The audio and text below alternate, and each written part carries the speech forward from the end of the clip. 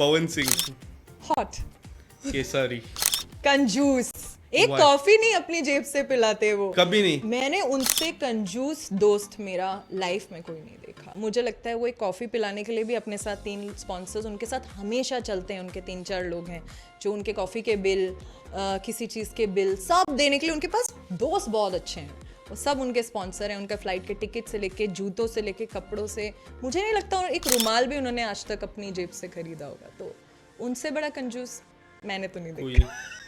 मिका बाजी, hashtag king, He's a king है king. He is a king. वो दिल फेक इंसान अरे है। बहुत बहुत दिल फेक, मतलब आप बिलीव नहीं करेंगे। अभी हम एक ड्राइव पे रिसेंटली गए थे और हमेशा से, मैं सालों से देख रही हूँ, उनका आज की आदत नहीं है, गाड़ी हमेशा खुद चलाते हैं। मेरे फेवरेट, अगर आप मुझसे ड्राइव पार्टनर पूछे तो वही, बहुत मजा आता है उनके साथ ड्राइव पे जाने में। खुद गाड़ी चलाते हैं हमेशा, उन्हें गाड़ी, उन्हें भी बहुत पसंद है चलाना, मुझे भी, हम दोनों को गाड़ियों का भी बहुत शौक है।